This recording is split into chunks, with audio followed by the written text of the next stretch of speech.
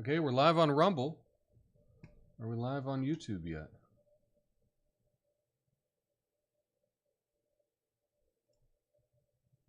Yeah, now we're live. Now we're live. All right. Welcome. Welcome, welcome, welcome. Well, it took a second to get started. I'm not sure what was up with that. But we are live. So let's see if...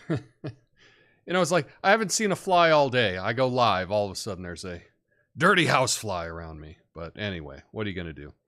Anyway, I'll wait a sec, let a couple people get in here. Let me tweet out that we are live. Let's see, share.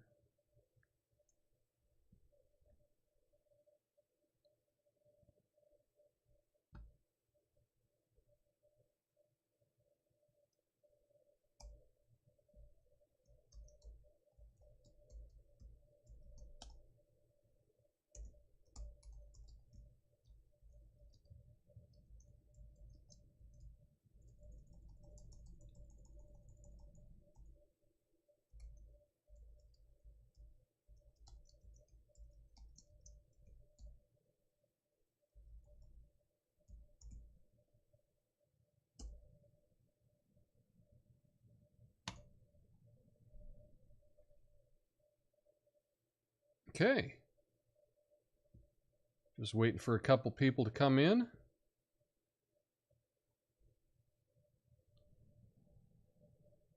Making sure everything's working. I'm not sure what was happening earlier, but we seem to be going now.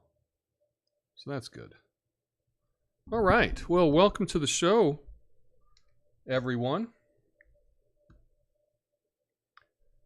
Perhaps I didn't hit the thing and you didn't get the notification. I'll add that to the list of things that I need to do when we get going. But if you just joined us, welcome. Good to see you. Happy midnight.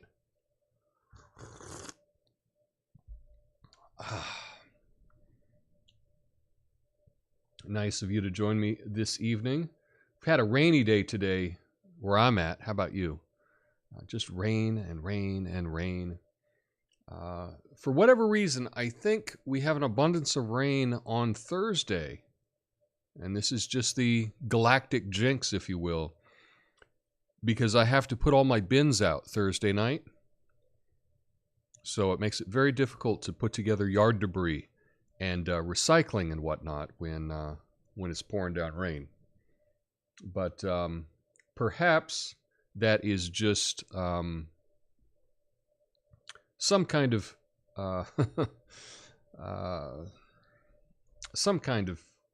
cognitive bias that I have, right? Whatever, we'll see. Anyway, got a fun show tonight. Got a number of jokes written, and today is Carl Sagan Day. Are you familiar with Carl Sagan? He's been gone a while. I think he passed away in the 90s, but it was kind of a big deal. Kind of a big deal.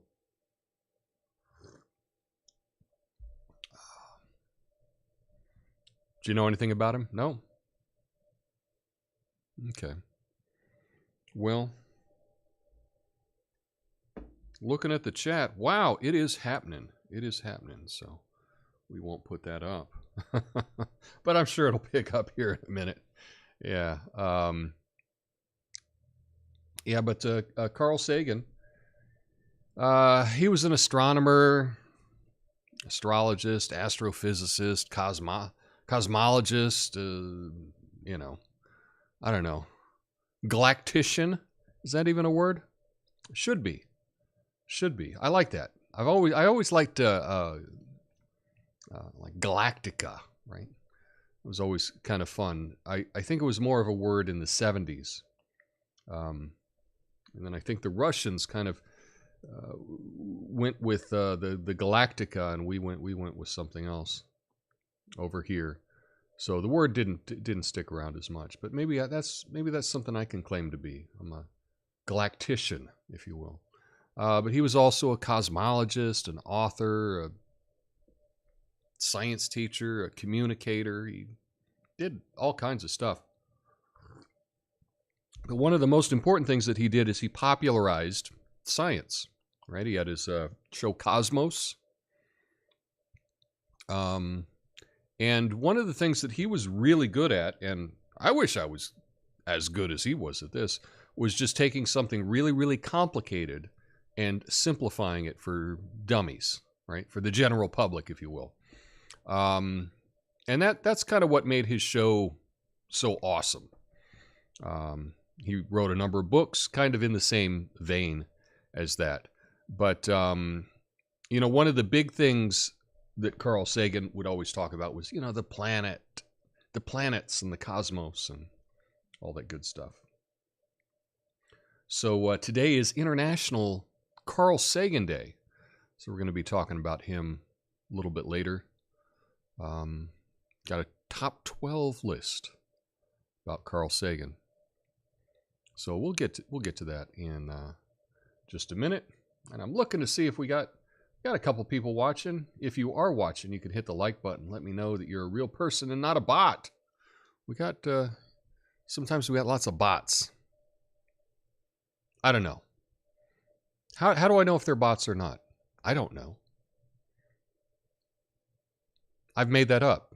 Give me a thumbs up and I'll know that you're not a bot. I don't know. Bots could hit the thumbs up as well. So, who knows? Who knows? But let me see. So, but thank you for anyone that did do that. Very cool.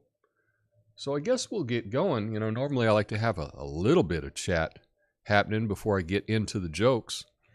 One thing that I did talk about last night was, last night I went to this wrestling show that was a lot of fun. And today, as I was preparing for the show, I had to look to find out if you could actually see me in the broadcast. And you could, although not very big. But I wore an obnoxious shirt that was easy for me to pick out.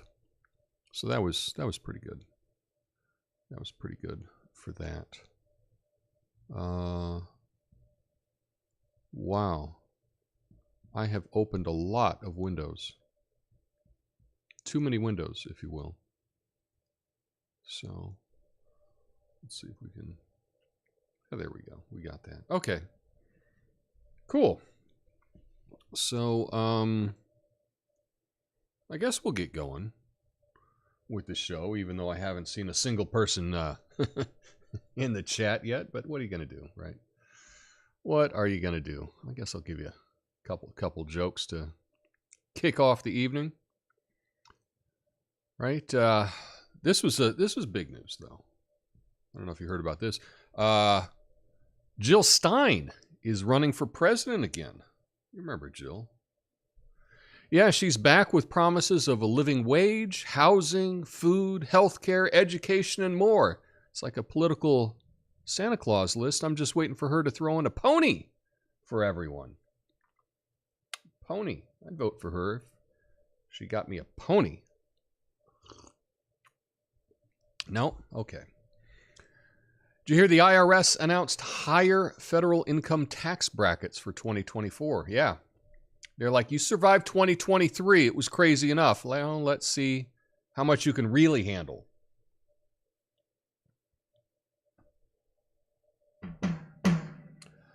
Hey, did you catch the Republican debate in Miami? It's like a high school cafeteria argument, but with more ties and less actual substance. Nikki Haley calling someone, Vivek, just scum. Sounds like a line from a reality TV show. I'm waiting for them to start handing out roses instead of talking about policy. Get it? Yeah. Okay. Hey, did you hear about the new AI tool that claims to diagnose type 2 diabetes by analyzing your voice? Yeah. Soon we'll have Siri saying, your blood sugar is so high, even your vocal cords are on a sugar rush. Lay off the donuts, Tom. Okay. Okay, I can do that. Next up, mortgage rates have dropped so fast, even Usain Bolt would be impressed. And I used Usain Bolt because I couldn't think of a sprinter that's been popular in the last 20 years. Anyway, it's the biggest one-week plunge since last November. Now home buyers are sprinting back to the market like they're trying to catch a flash sale. Flash sale, yeah. Can you believe kids these days? This is insane. Kids these days. They're asking for skincare products for Christmas. It's like forget toys, forget gadgets. They want to unwrap the secret to a flawless complexion. I can picture it now. Little Timmy opening his gift saying, just what I needed, anti-aging cream for my bedtime routine. That's Gen Alpha. That's what they're calling it. I don't know. This is big news. Did you hear about Jezebel, the feminist blog? Yeah. They are breaking up with the internet. They tried to find a new home, but apparently even the internet has commitment issues. Thank you. Did you hear about Krispy Kreme's potential expanded partnership with McDonald's? Yeah. They're turning the drive-thru into a dough-thru. Imagine ordering a Big Mac and getting a bonus glazed donut. I think we're in a lot of trouble, folks. And why wasn't Tracy Chapman at the Country Music Awards? I mean, come on, folks. 35 years after Fast Car, she probably got a self-driving car by now. But seriously, winning Song of the Year after all this time? That's like the comeback of the century. And why is everyone so obsessed with Hollywood romance? First, they tried to convince us that Reese Witherspoon and Kevin Costner are dating. Really? I mean, come on. It's like pairing a fine wine with a spray can and a cheat. Way to wreck the punchline, Tom. Try it again. Really? First, they tried to convince us that Reese Witherspoon and Kevin Costner are dating. Really? I mean, come on. It's like pairing a fine wine with a spray cheese in a can. I just want to say spray can and a cheese. I don't know why. Like in my head, I'm flipping it around like that. But anyway, World Health Organization, right? Says 1 in 3 deaths of non-melanoma skin cancer is due to working outside under the sun. Wow. The sun causes skin cancer. Next thing you know, we're going to find out the sky is blue. Thanks, science. And lastly, breaking news in New York. It's a bird, it's a plane. No, it's Jared Leto scaling the Empire State Building. I guess he's the superhero we never knew we needed, the Climber Crusader. And why did he do it? To promote his band's world tour. Because nothing says rock and roll like a promotional stunt. Rock on.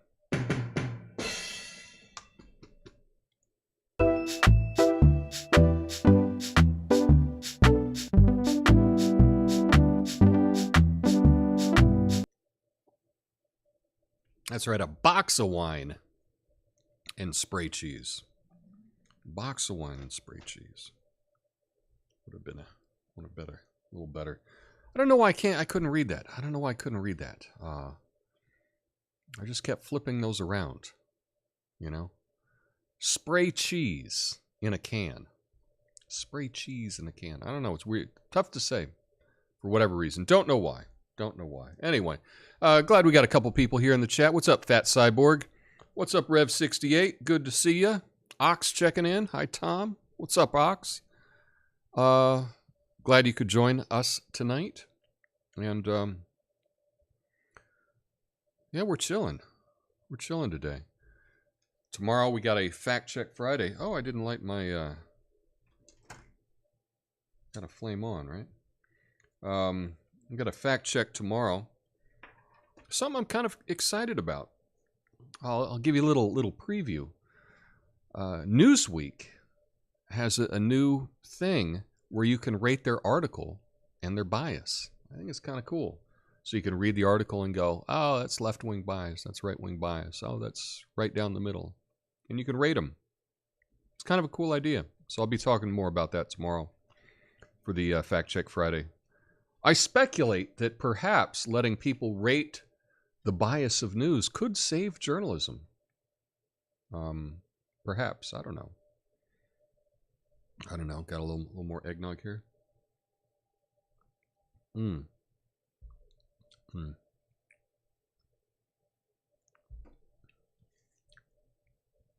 Whew. Nice. Well, let's do connections, I guess, right? I don't know. I seem really chill right now. But I have way too many of these open. Let's see if I can get that down there. Get this over here.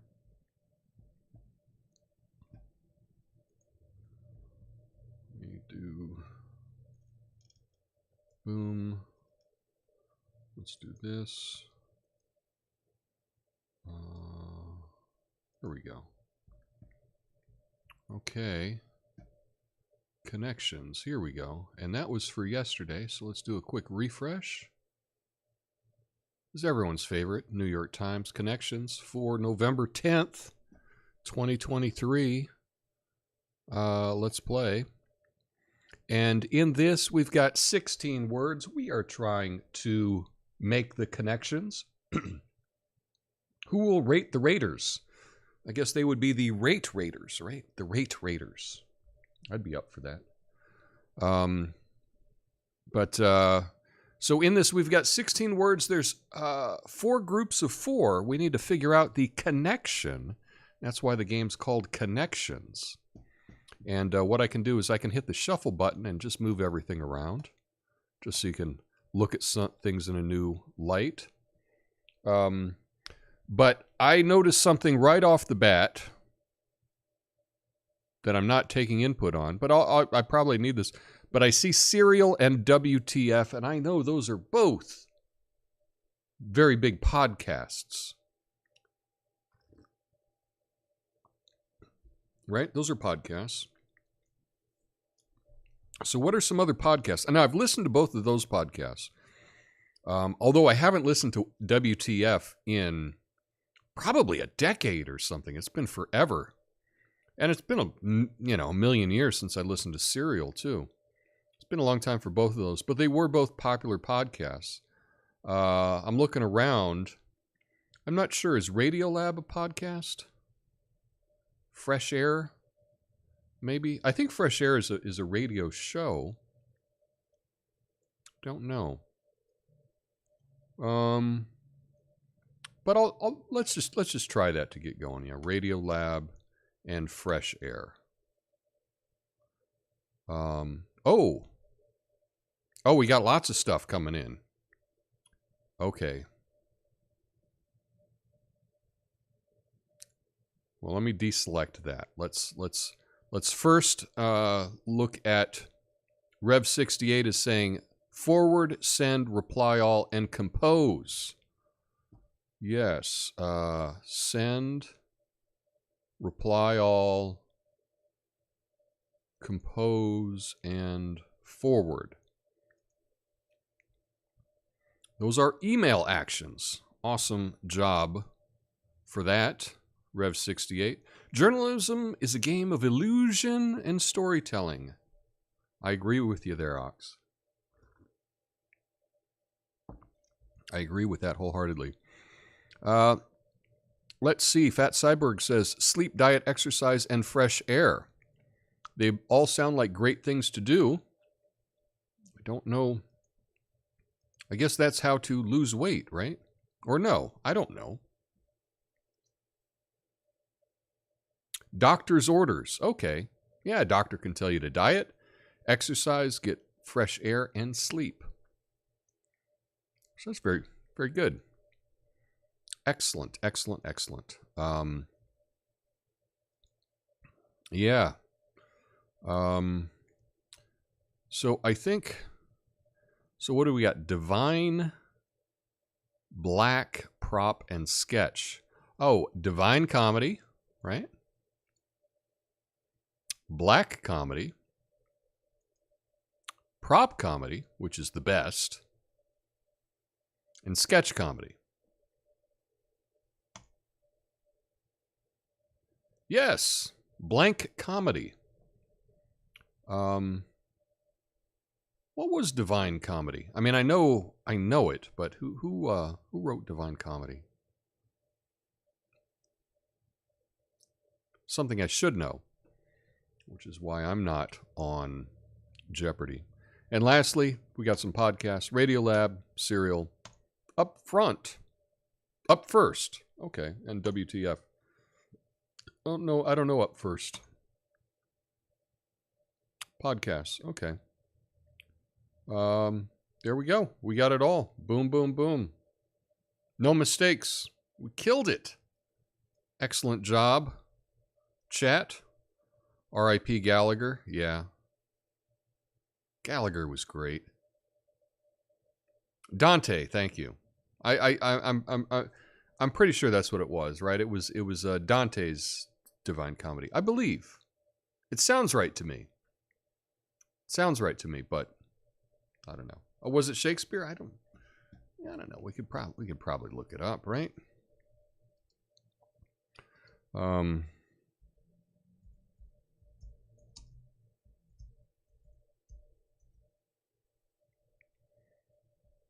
It is a narrative poem by Dante. Yeah.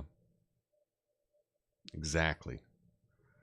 In an Italian narrative poem completed around 1321. It's widely considered the preeminent work in Italian literature and one of the greatest works of world literature. So, there you go. We can learn something, right? Or take in some trivia of something. Yeah, exactly. So, yeah, I was saying earlier that it is Carl Sagan Day. You know, I'm trying to come up with better thumbnails, and so what I've been doing is looking to see what the day is. You know, often every day is like, you know, it's Frankfurter Day or something, you know, like whatever it is. And then that way I can, and I'm just putting it into AI to make me a background based on that day. And so today I had to, you know, make me a video thumbnail for Carl Sagan, and they did, and I do something called tiling. So what it does is it will make you an image, but on the right-hand side, it will match up with the left-hand side, and the top will match up with the bottom. And that way you can piece them together, you know, to fill up a whole screen. So really clever, really clever. But yeah, today is Carl Sagan Day. And what I said at the beginning, when I don't think anyone was watching, is that Carl Sagan, he was an American astronomer, astrophysicist, cosmologist, author, science communicator. He played a significant role in popularizing science. Billions and billions and billions of likes. Thank you very much. Yes. But yes, that was his phrase. Billions and billions and billions. And mainly he had a show on PBS called Cosmos, A Personal Voyage. He's known for his ability to make complex scientific concepts accessible to the general public, and for his enthusiasm for the exploration of the cosmos. His book Cosmos became one of the best-selling science books of all time. He also made important contributions to planetary science, including his work on the Voyager missions. I don't know if you remember the Voyager missions, but we sent these Voyager rockets, shuttles, whatever they were, way out in outer space. And I know that we put some messages on there so that if extraterrestrial life found it, I think it was like a big gold platter record, and they would know how to play the record. And it had like sounds of Earth and things like that on it, with some kind of some rebus, like little drawings of humans and like what Earth was like, a little hieroglyphic kind of thing. It was kind of fun. But what that brings me to, one of the things that I really appreciated about Carl Sagan that probably a lot of people don't know, was that he was a big skeptic. Yeah, we did send aliens naked drawings. We absolutely did that. Yeah. But he was a big skeptic, especially a skeptic about science. Like, he never thought that the science is settled. He didn't think that at all. He thought that it was very important that you were always skeptical of science, that you were always questioning it. And that's what being a scientist is constantly questioning and checking and verifying. That's what it's all about. So I'm sure he'd be considered a Putin puppet today, right? They'd call him a conspiracy theorist or something. I'm sure he'd be kicked off Twitter if he were, a couple years ago where they were kicking everyone off because he questioned the narrative.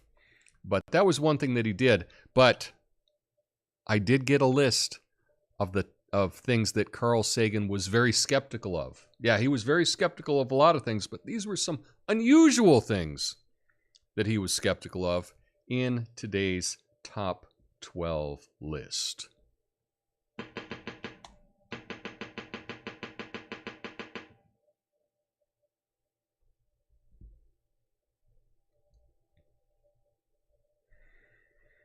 We're going to work on having a drum roll. I'll get a drum roll soon enough. But these are the top 12 things Carl Sagan was very skeptical of. Number 12. Crop circles. Mother Nature's lawn doodles. He was very skeptical of fortune cookies. Predicting your destiny in a stale dessert? Please.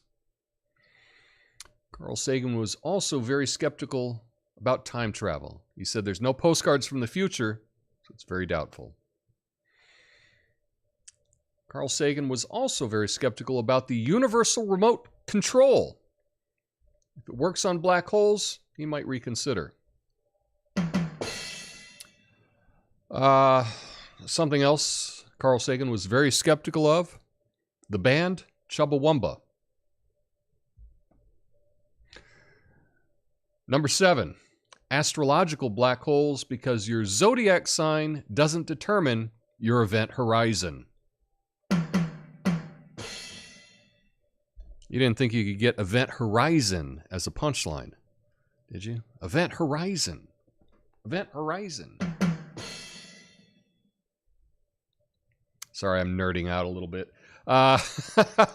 Top 12 things Carl Sagan was very skeptical of. Number 6, cosmic conspiracy theories. Was the moon landing faked in a parallel universe? Likely not. Number 5, Russell's celestial teapot analogy. He was very skeptical of that. It's an atheism reference. Never mind. Carl Sagan. Number 4, things he was skeptical of. Quantum entangled laundry theorem. Socks disappear here and reappear in another dimension. He wasn't buying it. Number 3, anti-gravity acrobatics. Flying elephants are more believable. That's what he said. Number 2 thing Carl Sagan was skeptical of was warp speed commutes. Sorry I'm late, traffic was slower than the speed of light. And the number 1 question, no, that's not it. And the number 1 thing that Carl Sagan was most skeptical of. Elvis on the moon. The king may have left the building, but he didn't leave Earth.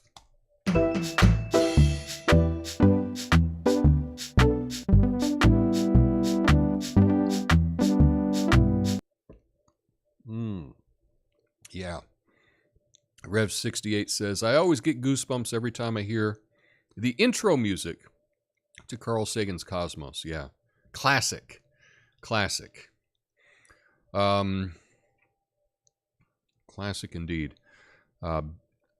Billions and billions and billions of likes. The future is too busy to write us back. Well, perhaps that's it, Fat Cyborg. That's it. He didn't like Chubbawamba? No.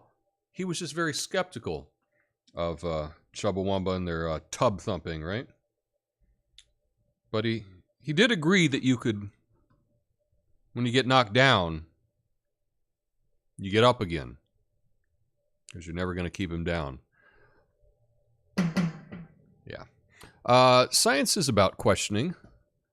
One distinction with the newer term that sounds similar, but the word before it can give the opposite meaning, is the science. The science is settled. The science.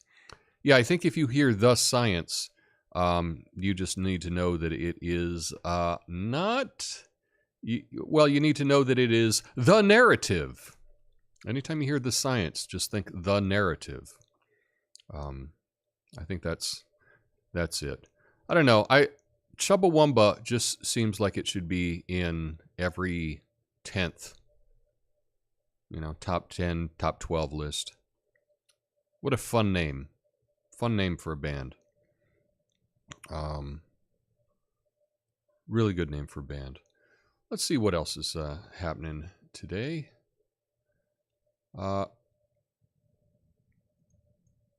Just checking my notifications here. Whoa, really slow. I've never seen it spin like that before. Okay. I did get a suggestion on X last night, and I just wanted to give a shout out. My secret photo blog sent me a message and said, I enjoyed the show tonight, Mr. C. I also have an idea for a game that might be fun to play with the chat on a stream. I call it, I'm thinking of an object in a movie, and then the chat has to ask yes/no questions to deduce the memorable object and the name of the movie.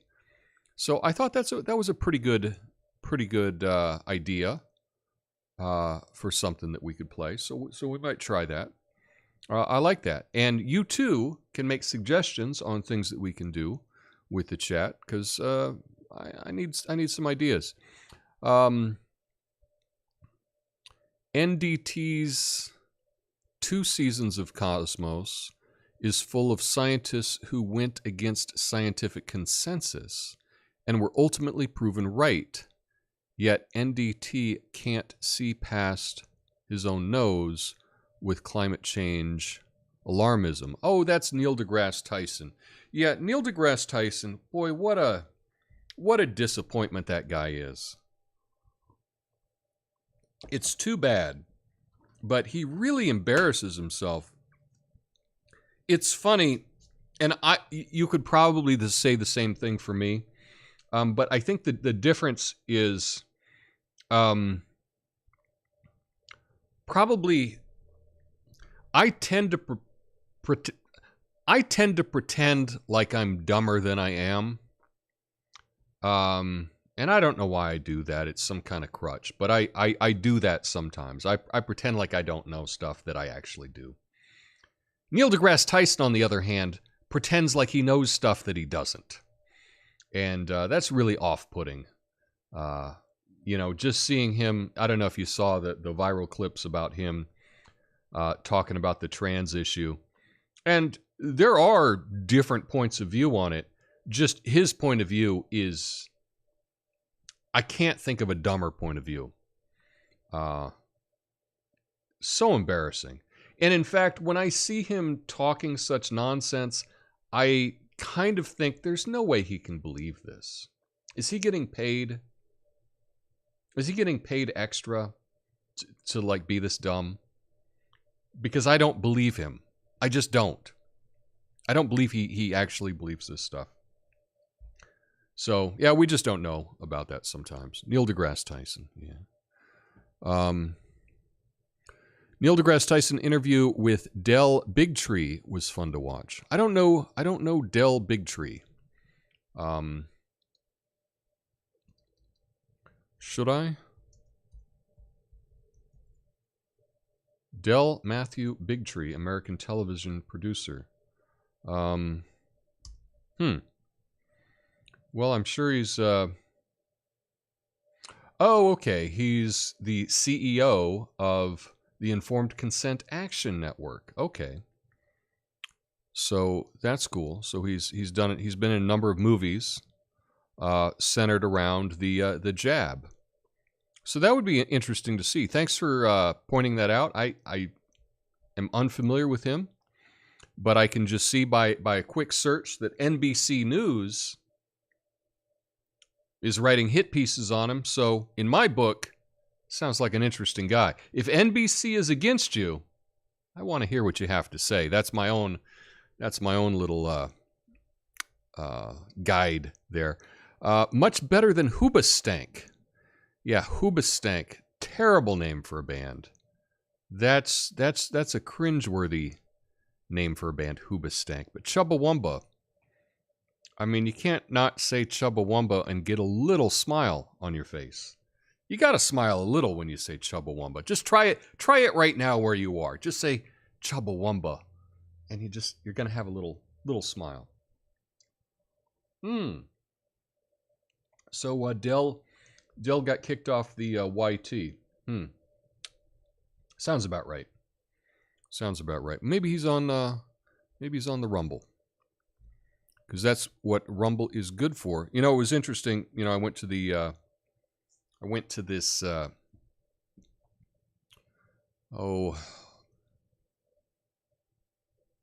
What did I do? I went to this wrestling show last night. I was chatting with my sister. I was there with my sister, and I was telling her, "Yeah, I'm streaming on Rumble," and she just kind of was like, "Oh, Rumble? I don't know about that." And I said, "Well, why?" And she was like, "Oh, they platform, you know, this person. They platform this. They, you know," and I was like, "Yeah, that's awesome. Platform everybody." But it's tough when you have a sister who is like, "Yeah, I'm not really into the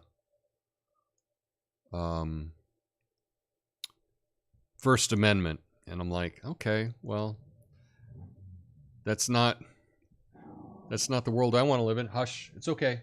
Shh. Sounds like a motorcycle gang is driving by my house right now. Not sure why, but here, let me see if I can show you. Oh, let's see if I can zoom in. I think I can. So this was last night, and I will show you. I will give you evidence that I was there. So here we go. This is from TV, and let's see if I can zoom in. View. Okay, so.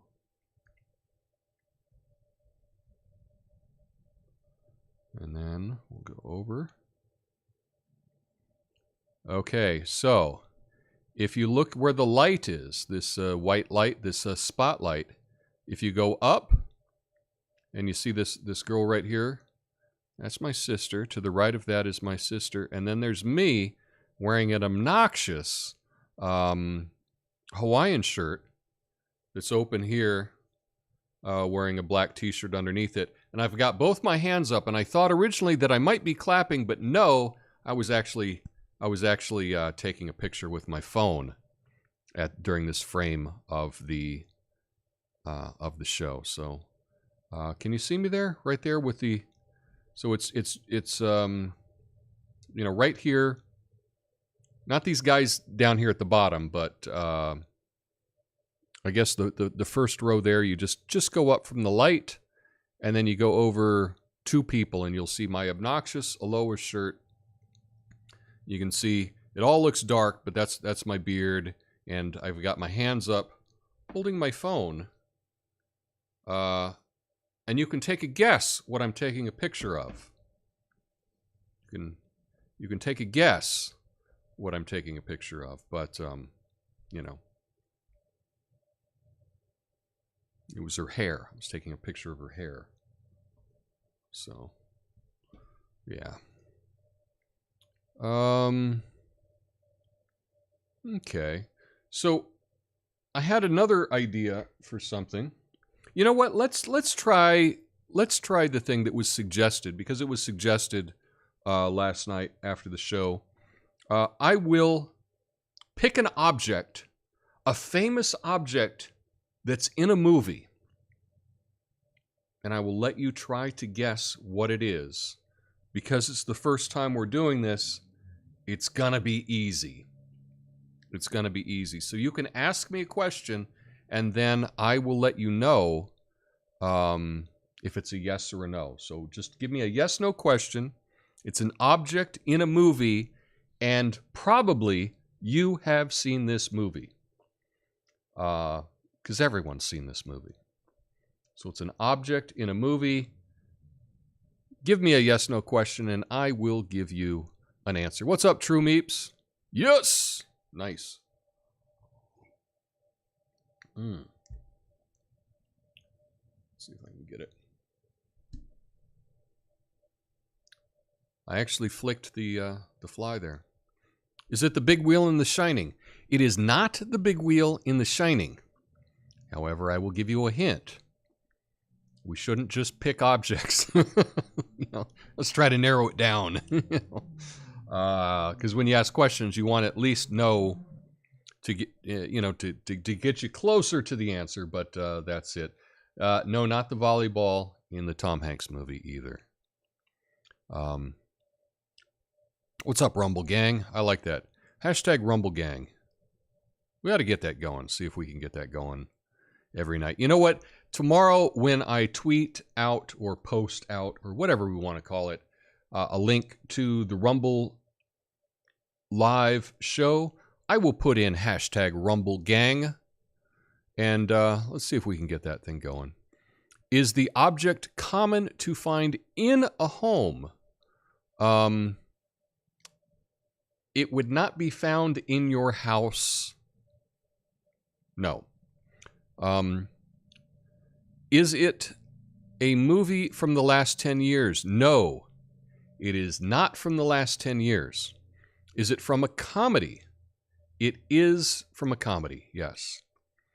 Is it the Lochnar from Heavy Metal? It's not the Lochnar from Heavy Metal, and I don't even know what the Lochnar from Heavy Metal is.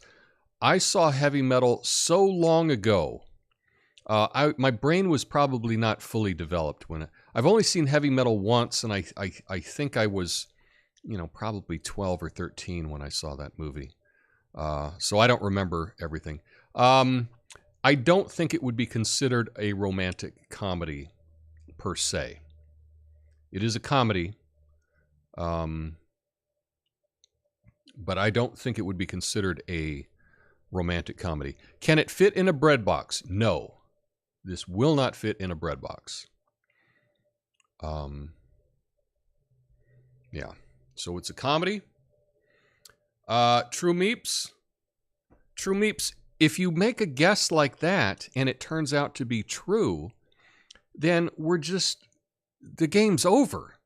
But yeah, it's from Back to the Future. That is the movie.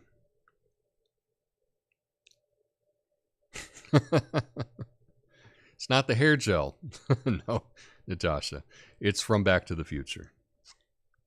So let's see who gets it first.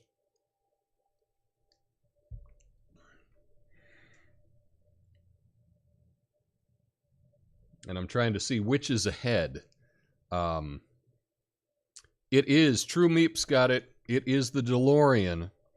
The DeLorean from Back to the Future. And Ox, you just got it as well. So congratulations, you're both winners. It was the DeLorean from Back to the Future. What a fun idea. I appreciate the idea for that game, or whatever you want to call it, for sharing that to me. So shout out to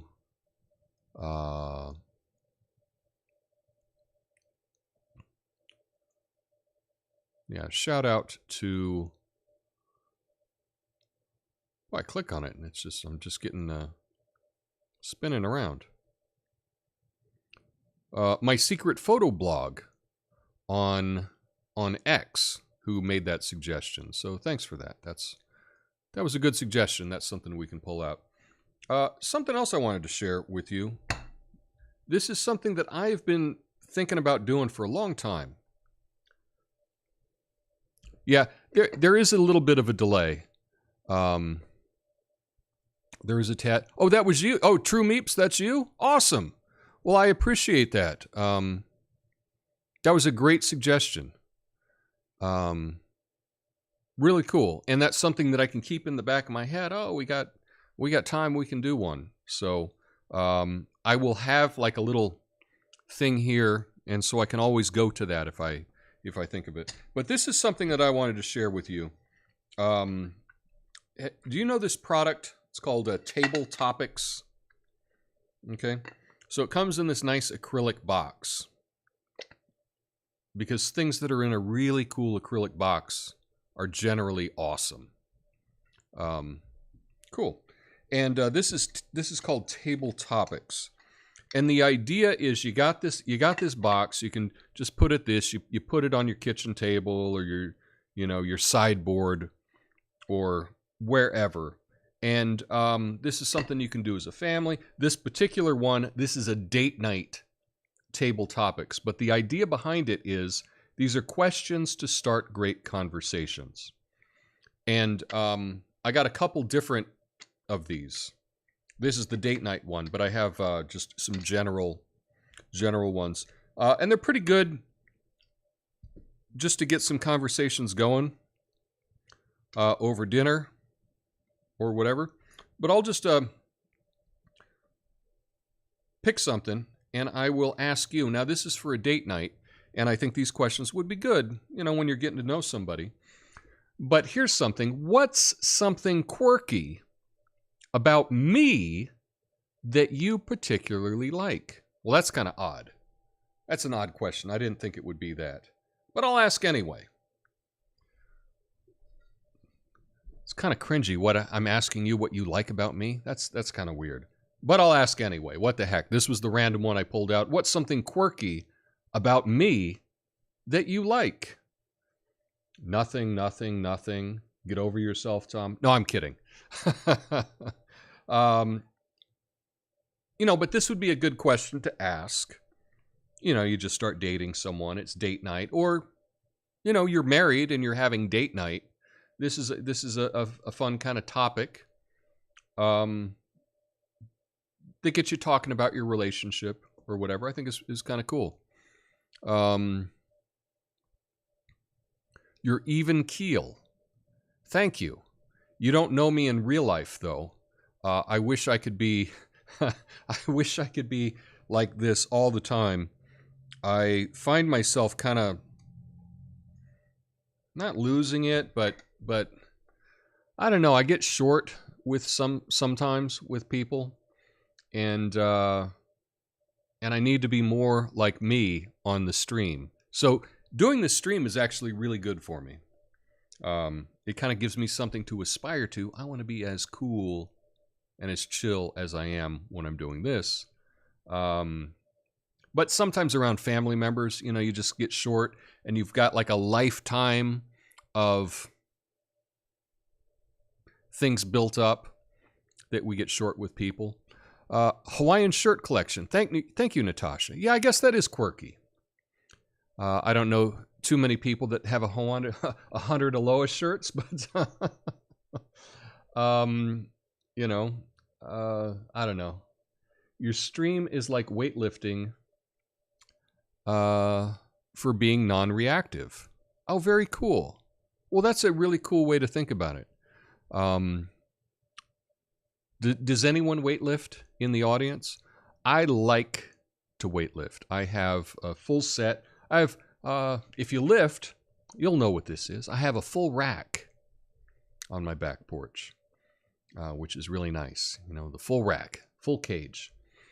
And I have, big Olympic set, and I have, and I can do, I can put on, I have 4 sets of the big plates.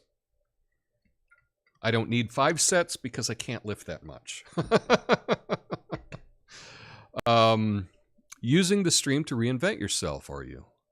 I don't know about reinventing myself, but you know, I've just been presented this opportunity.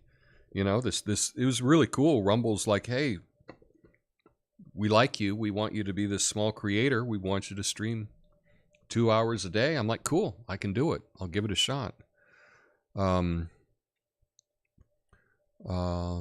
Let's see. Just doing pull-ups. I'm up to 8 as my new max. Wow. 8 pull-ups is quite good. Now, are you doing like chin-ups? Or are you doing pull-ups? It depends on which way you turn your wrists. But 8's pretty good.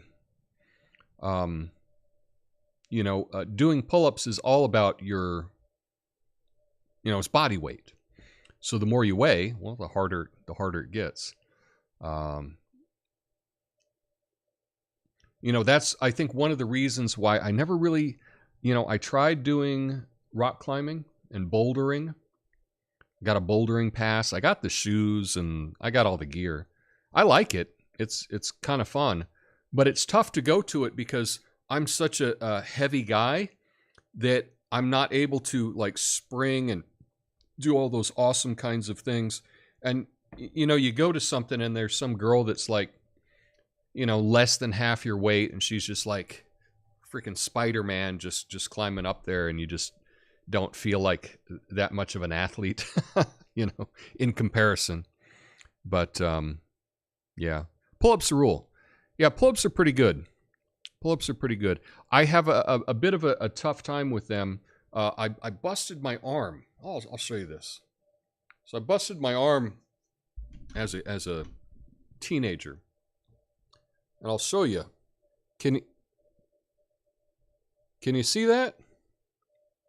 So this arm, I cracked it in about 1,000 places, and my wrist hit my elbow. The whole thing just broke, and they put it back together, but it didn't quite heal perfectly. But because of that, I can't turn my wrist all the way. And I forget about it most of the time. It was interesting at the time, and this is why never believe what they tell you, okay? Because you can do better than what they tell you. They told me I'd never be able to have full use of my hand again.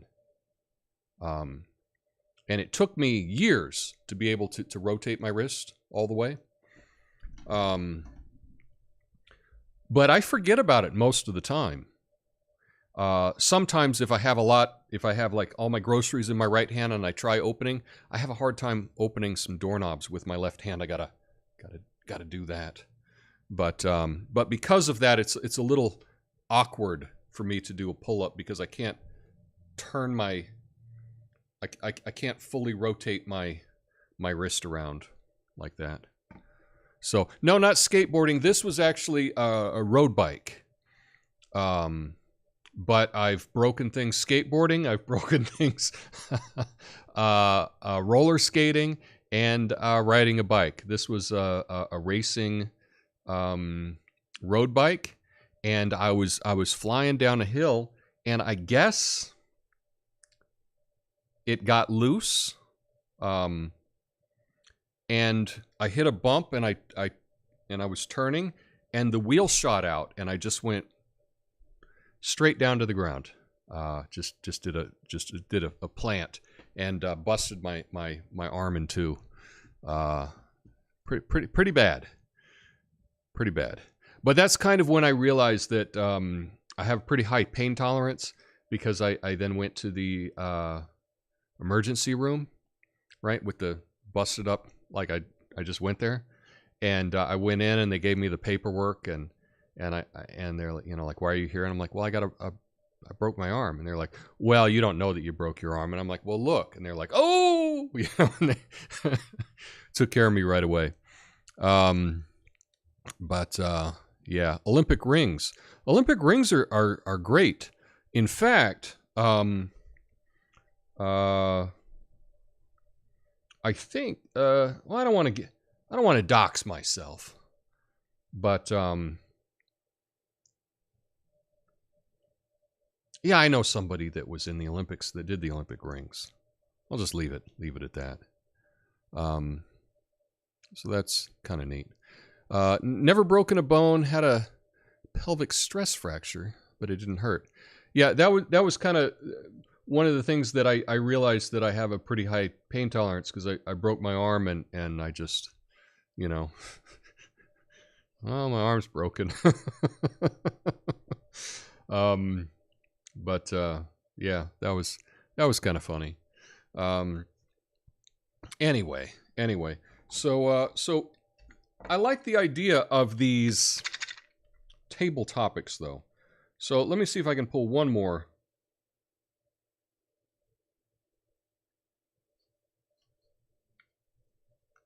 And I'm trying to get one that's appropriate. Let's see. Okay, here. This one's okay. And this would be a good thing to ask someone that you're dating, or someone you're married to, or whatever. Do you want to retire from work completely when you get older? Now, for me, I would like to retire. I would retire today. But I would still like to do things, you know. I like doing this. I like doing my noon show. That's kind of fun, but not really making any money at it. So that would not be a job per se. Yeah. But what do you think? Would you want to retire completely? That's a good thing to know. I mean, and that's something that you might not know about your partner. You know, is that something that they really want to do? I think it would really depend on what job you have. You know, most people, like, the only reason they're doing the job is because they're getting paid, right? And if you weren't getting paid, it wouldn't be a job, would it? That's one way to think about it. Most people don't get to do what they love. They just don't. So, yeah.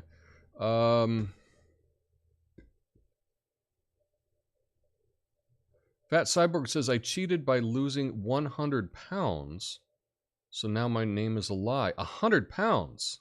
100 pounds. Wow. That's incredible. Congratulations on that. Congratulations on that. I feel like I've broken a new plateau myself. It's really nice. I have one of these smart scales, and it records my weight. It's like a little Bluetooth, and I got an app for it and everything like that. But you step on it, and it just records your weight. And so you can look at it over time, and you can see if you're trending in the direction that you want to trend. And it's really good to record what you're doing, because our memories are not that great, and we lie to ourselves a lot. Our memories suck. So if you want to follow what you're doing in your weight, you really need to record it. That's for sure. It took me 10 pounds a month. 10 pounds a month? Man, I'd be happy with 10 pounds a year. You know, if I'm being sincere. 10 pounds a year, that'd be a big deal. That'd be a big deal for me. But that's awesome. Congratulations. I really like that. Natasha says, I've been retired for the past few years. I really need to consider getting a job. Well, you know, now so much is available in remote work that if you could find some remote work, you might actually get paid more than you could locally, perhaps. And if you had remote work, the awesome thing about that is you can travel around and still do your job. I have a friend who lives in Austin, and he has a place in San Miguel de Allende in central Mexico. And so he works mainly, he does tech support. And so he can be anywhere. And so he has the possibility that he can cruise down to his place in San Miguel and keep working, because he actually has better internet in Mexico than he does in Austin, if you can believe that. And so he can go down there for a couple weeks, work, come back. Nobody knows. Nobody's the wiser. So that's a really awesome opportunity that we have now in the world that we didn't have, a decade ago. So that's something really, really awesome that we can do. But yeah, that's really great, Fat Cyborg. That's really awesome that you were able to do that. I am also working on losing weight, and we'll see if I can get down there. I'm trending down, but it's very slow, very slow. But I think we'll all get there if we keep plugging away at it. That's for sure.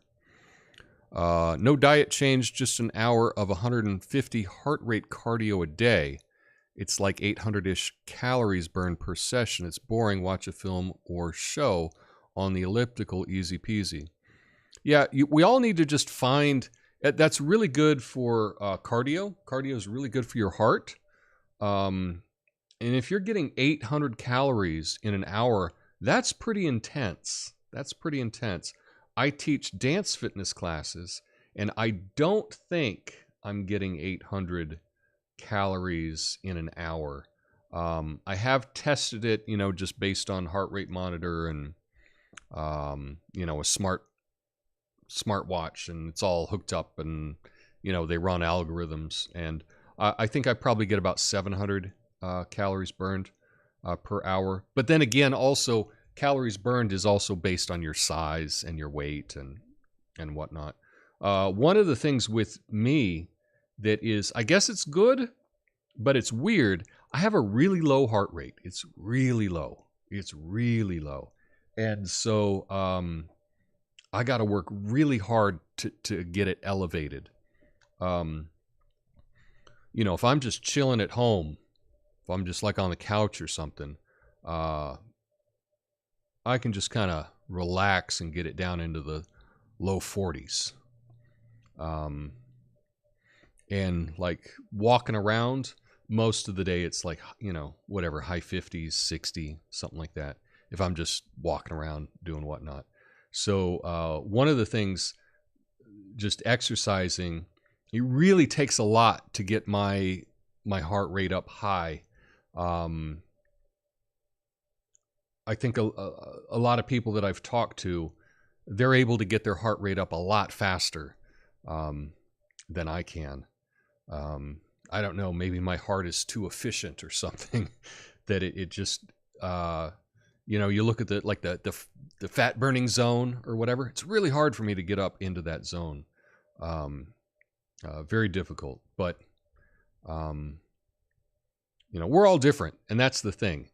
All these guidelines, they're just guidelines, but we're all individuals. But that's really awesome. I'm glad you could do that. Natasha says, I was able to do pull-ups after working out at Curves, a women-only place, hydraulic machines. Surprised me. Did pull-ups, chin-ups, and whatever it's called where the bar is perpendicular.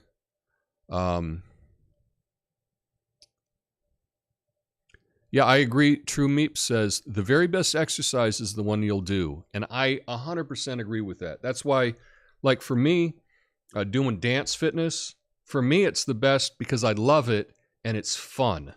It's just fun. So that's what I like. Would it be more efficient if I went to like a spin class or something? Probably. I could probably burn more calories in a spin class.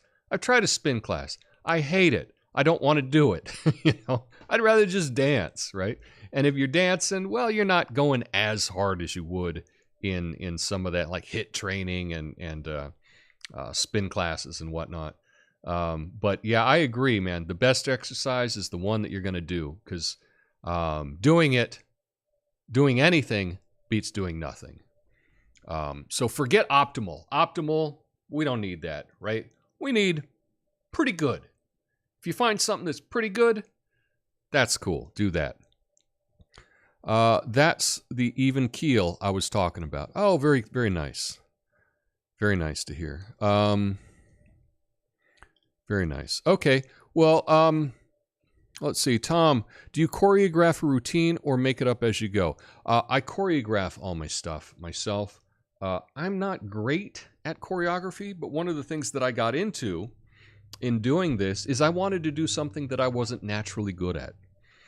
And so even today, when I'm choreographing songs, a lot of time I get about 80% of it done and I get stuck.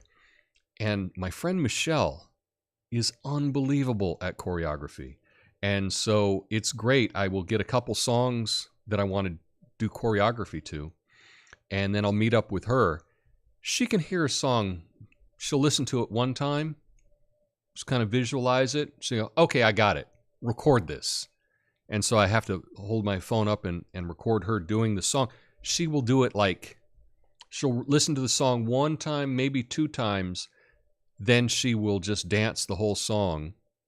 And she has me record it because she's not going to remember it. She's like, just record it to me and send it on WhatsApp or whatever. So, but often I will choreograph like 80% of a song, but like, I don't know what to do in the bridge here. I don't know what I should do. And she's like, oh, just do this. And I'm like, oh, okay, thanks. You know? So, but that's one of the fun things that I like. I pick my own songs. I choreograph my own songs. One of the incredible things with like YouTube or whatever, I can get on, they have the YouTube charts, and I can just see, hey, what are the top 10 songs in soul this week? What are the top 10 songs in Lagos, right? You know, what's happening in Nigeria, right? And I can go through, and you're like, okay, a Nigerian group, Ed Sheeran, a Nigerian group. What? Ed Sheeran is big in Nigeria? Okay, cool. You know, like what's happening in Argentina? And, you know, a lot of the songs I'll be like, but there might be one there that is local to that area. And I'm like, oh, this would be a really fun one to do. So that's what I like. And I've picked songs from Eurovision and just lots of different stuff like that. It's, you know, the world has become so much smaller than it has been in the past. And, so that's what I love. And I've now, over the years, accumulated so many songs, and I've tried to get them from all over the world that I'll, you know, someone will be in a class and I'll say, oh, wait, you know, like they'll have an accent or something. I'm like, oh, where are you from? They'll tell me their country, and I go, oh, okay, hang on. And then I will do a song in their language. And that's really fun. It blows people's mind, like how, wow, you know. But that's one thing that I enjoy. What's some of your favorite music? I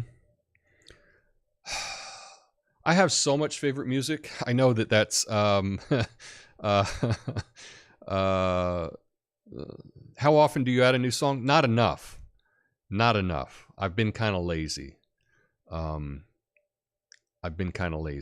But I have been working on a new song for next week, which is pretty good. It's a bachata, which is kind of a romantic Latin song, kind of a slower song. You can really shake your hips to.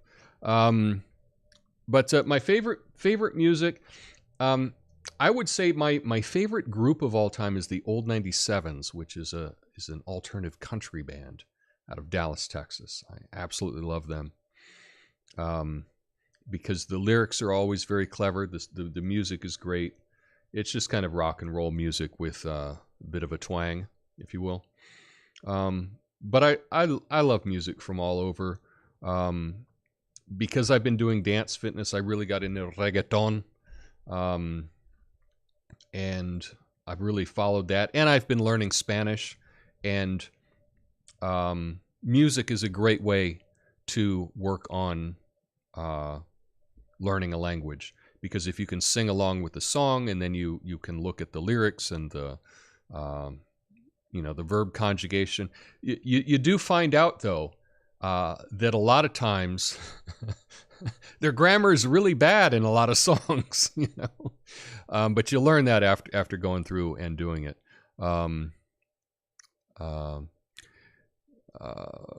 Yeah. That's for sure. But one of the things that I've been kind of obsessed with, I guess, the last couple of months is it's called Soviet wave, if you will. So this is like a subgenre, right, of like Euro, like synthwave, but it's like synthwave from the Soviet Union. So like late 80s Soviet Union based synthesizer, kind of melancholy synth. It's also would be a subgenre of cold wave. Cold wave meaning that, like, because it's all synthesizer and not like not actual instruments like guitars and things like that. It's all electronic. So that's the cold part of it. And so I've been listening to a lot of Soviet wave, a lot of cold wave, a lot of synth wave from the 80s, just kind of the synthesizer music. But I go through stages and of just different musics. But that's the incredible thing, is we've got the entire world's music now that we can listen to.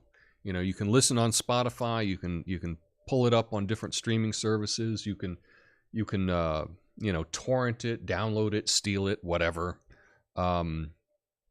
It's all available. You don't have to listen to the music that's made today. We've had all this incredible music made, and you don't have to be like, well, I'm in the Northwest, so I need to listen to music from the Northwest. No, if I want to, I can get really into, what's happening in Norway right now. I got a friend at one of the community centers, and he's really into kind of Scandinavian black metal, right? And he's always going to different black metal shows, and it's pretty cool that we have that opportunity. Like, the whole world is out there. So I encourage you to just check out some new music, just because maybe it hits you. Because not all music is for this time of year. Not all this music is for this time of life. So, yeah, but recently I've been really into like cold wave synthesizer, like melancholy pop. That's kind of what I dig. Like what Zelensky was dancing to, probably a little bit slower than that. Burzum. I don't know Burzum. Let's see. Burzum. Okay. Oh, okay. Norwegian music metal project by Varg Vekemus. It's kind of cool. Varg. What a great name. Varg actually means wolf in Norwegian. And how do I know that? Because one of my favorite characters is called Varg Vum, right? And there was a Norwegian series called Varg Vum, and there was like 12 movies about this guy, and he was a private detective in Norway. And he was really cool. He was like this big blonde Viking guy. He had like kind of disheveled, like longer blonde hair and a little beard, but he was just cool. He was like very, like, he was a big guy. He could beat people up, but he was tender as well. And he was out solving, murder mysteries and whatnot. There was always a big conspiracy involved, and he was, breaking it down, figuring it out, solving the stuff. I don't know if any of that is, if it's streaming anywhere. Let me just see. Varg Vum. Varg is V-A-R-G, and Vum is V-E-U-M. But let me see if any of it's streaming anywhere. And let's see. How to watch and stream Varg Vum.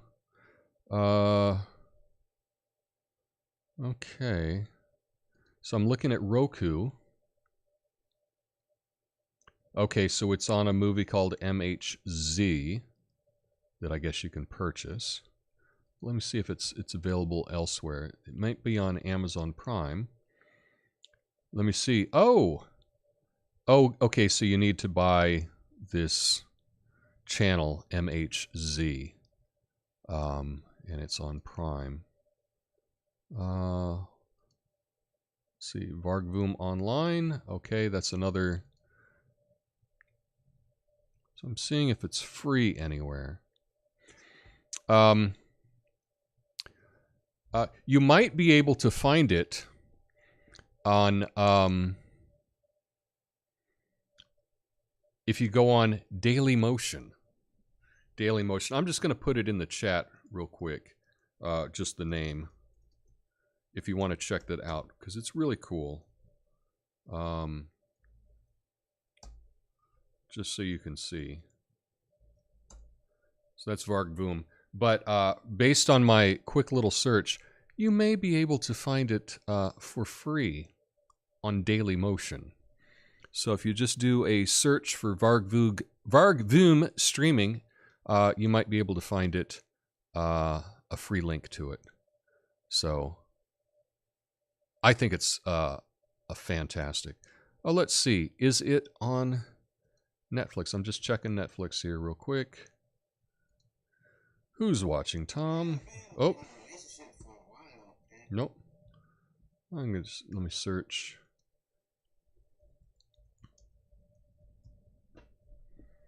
On Netflix.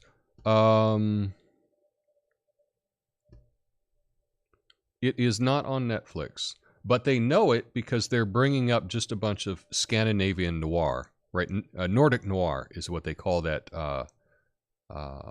category of film. It's often shot kind of moody, dark colors, good stuff. An example of it would be like The Girl with the Dragon Tattoo. That would be the big popular thing in that genre. But anyway, I think that's all I have. Tom, if you haven't, check out Annika, and if it's what you're describing as music you love. Well, True Meeps, I will do that. I will check out Annika. In fact, I'll do that right now after I sign off. So thank you. Thank you for the tip there. I appreciate that. And yeah, that's all I have today, but I'll be back tomorrow at noon. We're going to we will see if Newsweek's rating of stories can save journalism. That's what I'll leave you with. Anyway, y'all have a beautiful night. I'll see you next time. Peace.